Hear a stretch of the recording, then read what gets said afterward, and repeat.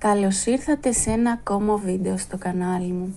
Σήμερα θα δούμε δύο ιστορίες μετενσάρκωσης που αφορούν ένα νεαρό αγόρι που ονομάζεται Desmond Sanderson που ζούσε στο Coventry της Αγγλίας και της Julie Tomlinson που ζούσε στο Wellingborough της Αγγλίας. Αν σας αρέσουν τα βίντεο μην ξεχάσετε να κάνετε εγγραφή στο κανάλι, να πατήσετε like και το κουδουνάκι για να μην χάνετε κανένα νέο βίντεο. Μια μέρα ο Ντέσμοντ έπαιζε με τα παιχνίδια του και είπε στη μητέρα του «Ξέρεις μαμά, πριν έρθω σε σένα, πήγα στη θεία Ρουθ, αλλά δεν έμεινα πολύ εκεί».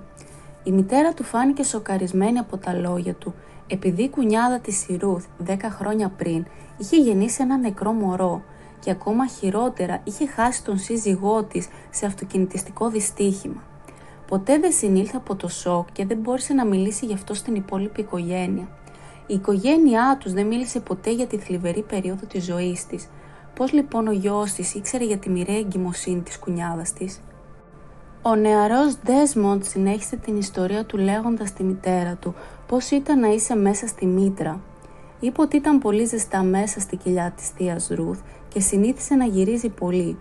Είπε ότι ήταν χαρούμενος και άνετος αλλά πολύ υγρός και πάντα νίσταζε. Αλλά μια μέρα πήγε για ύπνο και όταν ξύπνησε δεν ήταν πια εκεί. Η μητέρα του τον ρώτησε που ήτανε και είπε ότι επέστρεψε σπίτι φυσικά. Η μητέρα του ρώτησε τον Ντέσμοντ που ήταν το σπίτι του πριν πάει στη θεία Ρουθ και είπε «Ήμουν σε ένα μέρος με ένα ωραίο χωράφι και άλλα κορίτσια και αγόρια και γύρισα πίσω με το Ρόμπιν και τη Σαμάνθα». Τις επόμενες εβδομάδες μιλούσε για το πώς ήταν και ότι είχε πολλούς φίλους στο σπίτι πριν πάει στη θεία Ρουθ. Ο Ρόμπιν και η Σαμάνθα ήταν μεγαλύτεροι άνθρωποι που φρόντιζαν τα παιδιά και ήταν όλοι μαζί και έπαιζαν πολλά παιχνίδια. Μίλησε για αγώνες σκαφών, υπήρχαν πολλά λουλούδια στις βάρκες και φαινόταν να κινιούνται χωρίς πανιά καθώς δεν υπήρχε άνεμος. Είπε ότι όλοι έπρεπε να τραγουδήσουμε και σε ορισμένες περιπτώσεις σημαντικοί άνθρωποι έρχονταν και έπαιζαν μουσική για αυτούς. Είπε ότι ποτέ δεν έτρωγε γλυκά αλλά έτρωγαν φρούτα που ήταν ζουμερά. Μερικοί άρρωστοι έτρωγαν φρούτα για να αισθάνονται καλύτερα. Είπε επίσης ότι υπήρχαν πολλά κατοικίδια ζώα και τα παιδιά έπαιζαν με σκύλους και κουνέλια. Και είπε ότι έπαιζε με ένα μικρό πράσινο και κίτρινο πουλί το οποίο πήγαινε μαζί του παντού και ήταν μαζί του όλη την ώρα. Οι περισσότερες από τις ιστορίες του Ντέσμοντ φαίνεται να λαμβάνουν χώρα πριν πάει στη θεία του, καθώς και αφού είπε ότι έχει ζωντανές αναμνήσεις να αποχαιρετά το μικρό πουλί του πριν πάει στη θεία του και στη συνέχεια να το βλέπει ξανά αφού την άφησε και επέστρεψε σπίτι. Θυμάται επίσης ότι κλήθηκε να φύγει από το μόνιμο σπίτι του όταν επρόκειτο να πάει στη σημερινή του μητέρα την Μπέβερλι. Είπε στη μητέρα του ότι ήξερε ότι θα ερχόμουν σε σένα και τον μπαμπά γιατί αυτό μου είπανε. Κρίνοντας από αυτά που έλεγε ο Ντέσμοντ, στη μητέρα του φαίνεται ότι τίποτα δεν συνέβη τυχαία και όλα ήταν σχεδιασμένα. Περιέγραψε στη μητέρα του πως ήταν να παίζει στο νερό με τα παιδιά που δεν χρειαζόταν να κολυμπήσουν γιατί ποτέ δεν βυθίζονταν και ποτέ δεν βρέχονταν. Όλοι τους επιπλέον πάνω από το νερό και αν πήγαιναν κάτω από το νερό ποτέ δεν πήγαινε στα μάτια τους, στη μύτη τους ή στο στόμα τους. Όταν έβγαιναν οι σταγόνες νερού απλά έπεφταν από αυτούς. Είπε επίσης ότι το νερό έπαιζε μουσική σε αυτούς αλλά δεν υπήρχαν λέξεις. Αν έπαιρναν το νερό με τα χέρια τους θα έκανε κλικ κλικ καθώς και ήχους. Το νερό είχε χρώματα μέσα του σαν μικρά ουράνια τόξα αλλά υπήρχε μόνο ένα χρώμα κάθε φορά. Το νερό ήταν απαλό στο άγγιγμα και δεν έκανε τα ρούχα βρεγμένα. Όταν βγήκαν από το νερό στεγνώνανε αμέσως σαν να ήταν το πιο φυσικό πράγμα. Είπε ότι ήταν στο σχολείο και η μητέρα του νόμιζε ότι εννοούσε το σχολείο παιχνιδιών που μόλις είχε ξεκινήσει. Αλλά ο Ντέσμοντ είπε ότι το μεγάλο σχολείο των παιδιών που πήγαιναν πίσω στο σπίτι με όλους τους φίλους του.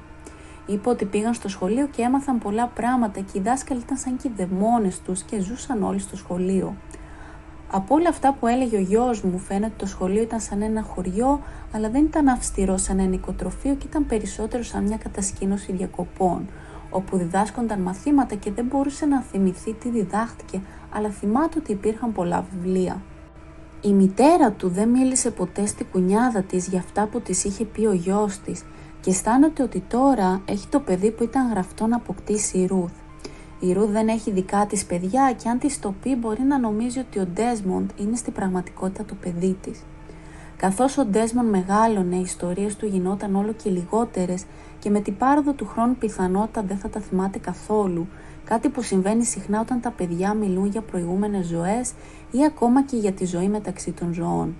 Υπήρχε ένα συγκεκριμένο περιστατικό που συνέβη όταν ήταν στο κήπο και ο Ντέσμον ήταν περίπου 5 ετών.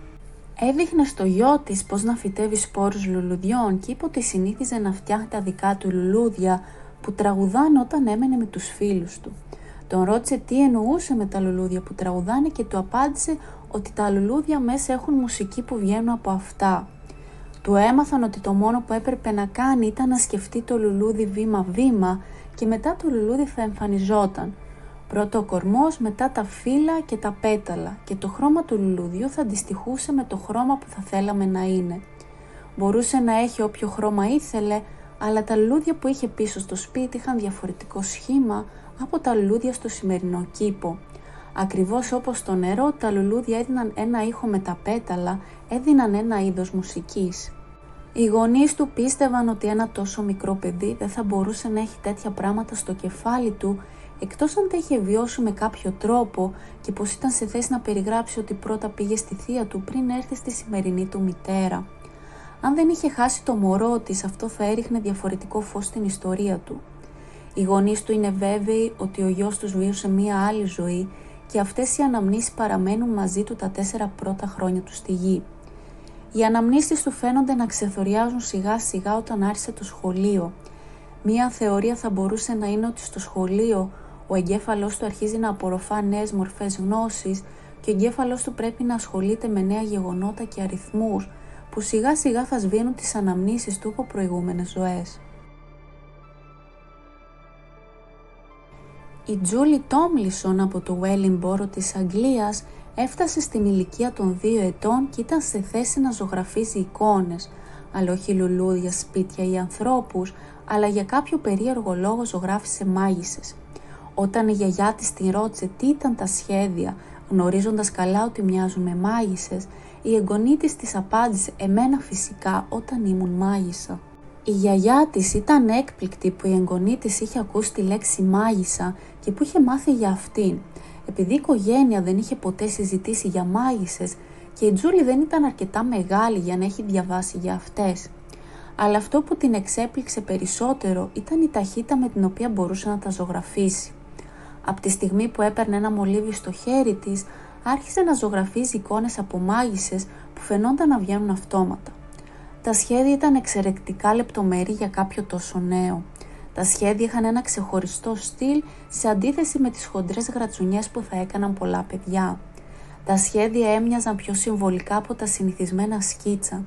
Ακόμη και όταν περιελάβανε δέντρα και λουλούδια, φαίνονταν να έχουν μια παράξενη εμφάνιση αντί να τα ζωγραφίζει όπως πραγματικά έμοιαζαν.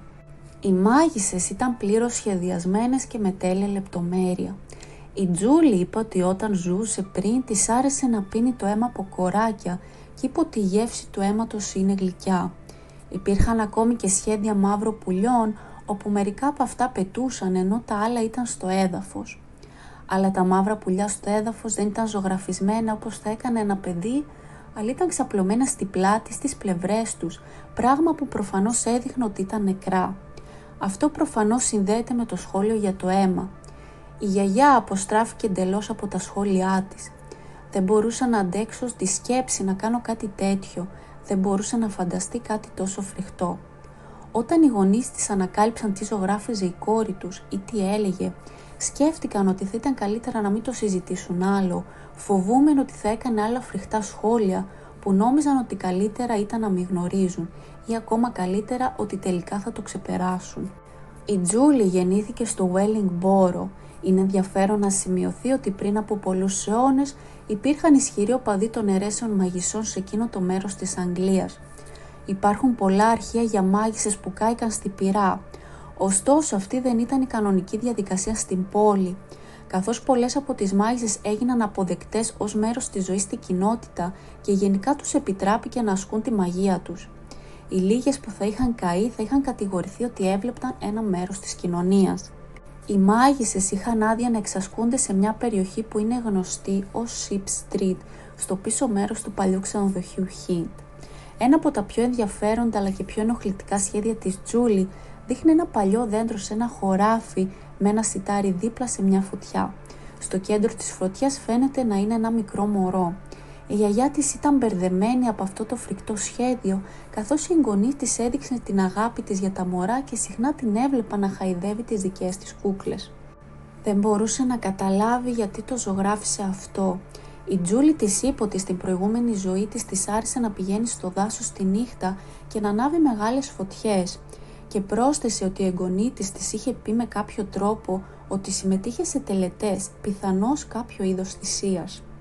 Η Τζούλι ήταν σίγουρη ότι είχε ζήσει στην προηγούμενη ζωή της ως μάγισσα και μετά από αυτά που είχε ζωγραφίσει και πει στη γιαγιά της, δεν φαίνεται να υπάρχει λόγος να την αμφισβητήσουμε.